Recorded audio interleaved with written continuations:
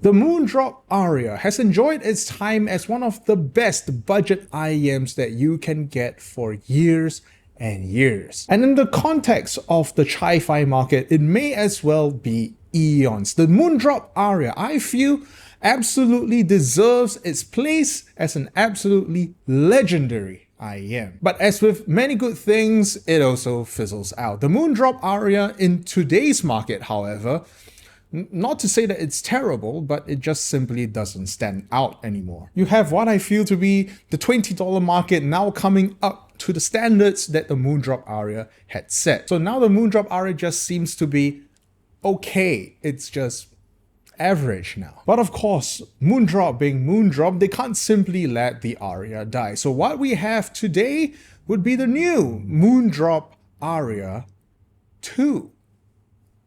Let's talk about it. Let's go through a very quick, brief history of the Moondrop Aria and its predecessors, shall we? At the very beginning, Moondrop came up with their first metal shell DDIM called the Moondrop Canas. I still don't know how to pronounce it. It had a variation called the Canas Pro. Again, don't know. Canas? I don't know. And the Canas was really the IEM that started it all, alongside the original Moondrop Blessing. Now, the original price of the Canas was like 200, maybe 180 US dollars, if I'm remembering it correctly. At the time, it was considered a bargain, a steal, because at the time, this was one of the very few IEMs at under 500 US dollars that came in a metal shell. So the Canas enjoyed its throne for a few months. It was basically one of the premier single DD IEMs that you could get from a Chi-Fi brand. But then came the weirdest thing. Moondrop came out with another single DD full metal shell IEM for $10 more. This is the Moondrop KXXS. For all intents and purposes, this was simply a refinement of the Moondrop Canas. The sound was a bit more refined, the shell was a bit more faceted, but most importantly, the KXXS represented the very beginning of Moondrop's now most iconic marketing, the anime waifu. So of course, when the KXXS came out, it was basically the de facto recommendation for anyone wanting a single DD at under 200 US dollars. But then Moondrop did something even weirder. Here we have the Moondrop Starfield, which is the successor to the Moondrop KXXS. And it was almost half the price. Yes, at this point, Moondrop is basically in competition with themselves. They are undercutting themselves. The Starfield retailed at 110 US dollars. And for anyone who's considering anything around the 100 US dollar mark, the Starfield again became the de facto recommendation. And how much worse is it compared to the KXSS, considering it is almost half the price? Well, it was basically functionally identical. They basically cut all the costs that they could and took the KXSS with all of its sonic improvements and just shoved it into a cheaper shell. So at the time, it made waves because the narrative was that, wow, they took a $200 IEM and made it for $100. So we're getting basically double the value, right? Well, that's what we would think. And while everyone was thinking that, Moondrop then came out with the Moondrop Aria at 80 US dollars. And the same thing applied. The Moondrop Aria, from a sonic perspective, was basically almost identical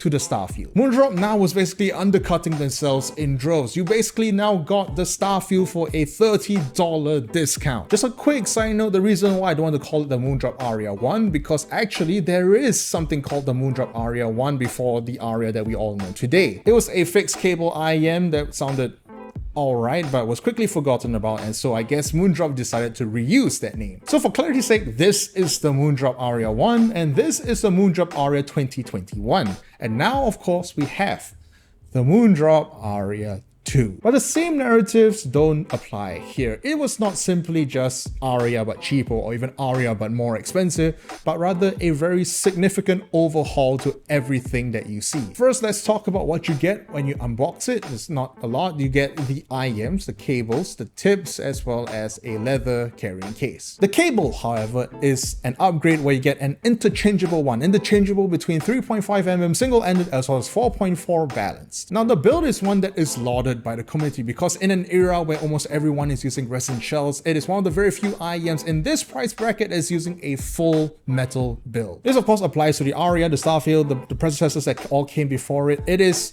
truly a premium feeling IEM. Now the more immediate difference between the Aria 2 and the Aria 1, notwithstanding the color, is the fact that the Aria 2 now comes with a new separately colored module, if you will, on the faceplate. I guess it's just a way for the Aria 2 to differentiate itself from the rest of the Aria-like IEMs. They basically just function as vents. But going back to the cable, this is actually one of the more premium cables that I know for under $100 US. It is a cable that is based off of the Moondrop MC2 cable, which is again a fairly premium feeling one that I wouldn't mind having as a stock cable. But apart from all of the non-audio things, which are still fairly substantial and really is top tier for its price bracket, let's talk about the audio stuff. So yes, because we are talking about it on the Hangout.audio YouTube channel, it is Critical approved. We like it and we think it's great. But of course, the question is, why do we think it's great? Well, first of all, I think that the Aria 2 has a bit of a naming problem. Because at this point, people would think, oh, it's kind of like in that family, you know, it's the Aria, the Starfield, the KXSS, the Canas, all those similar kinds of tuning in that family. But in actuality, what I found was that the Aria 2 functioned more like a mini Kato. For those of you who don't know, the Kato is Moondrop's more premium line of single DD metal shelled IEMs, coming in at $200 US. The tuning of the Kato just comes off as really natural. It's really smooth. Nothing really offends you and it just sounds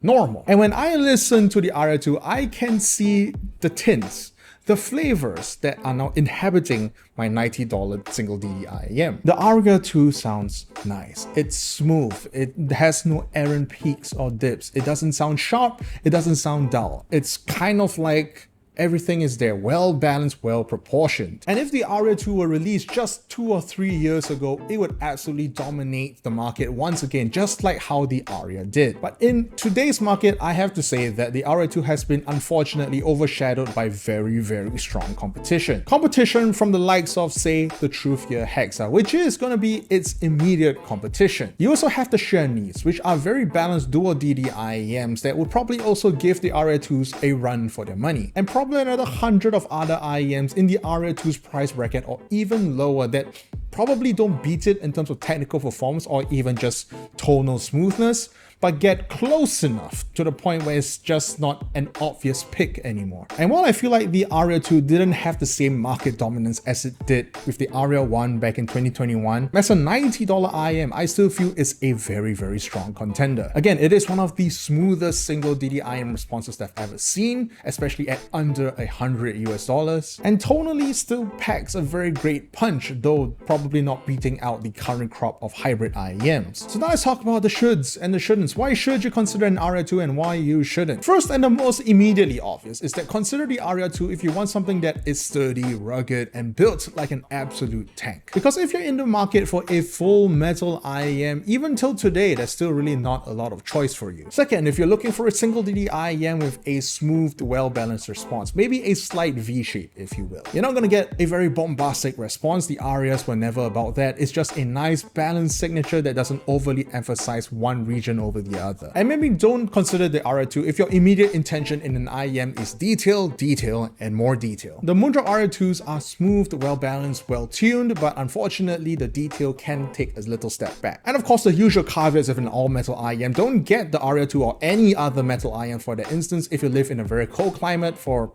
obvious reasons. But as per usual, don't take my word for it. Why not try it out yourself at The Hangout? We're located at 29B Mall Street, level 3 in Chinatown. Come on down, grab a cup of coffee, ask for the Aria 2 and try it out to your heart's content. And for those of you who are not privileged enough to be in Singapore, well, consider buying from us at Hangout.audio, our online retail store. We ship globally and for free for orders over $30. This is Critical for Hangout.audio, and remember kids, if it's not on the list, it doesn't exist. See you next week.